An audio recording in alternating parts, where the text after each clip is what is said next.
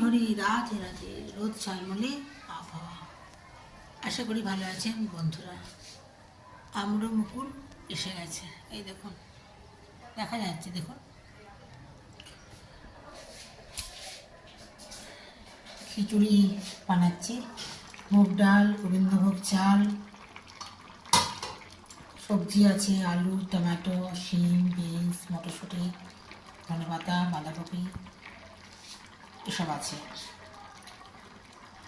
আরও কিছু আছে, আদা বাটা দিয়েছি, মশলা দিয়েছি, তেজপাতা, শুকনো লঙ্কা, কাঁচা লঙ্কা ধুয়ে দিয়েছি, অল্প করে দিয়েছি। আর শেষে ঘিটা দিয়ে দিলাম।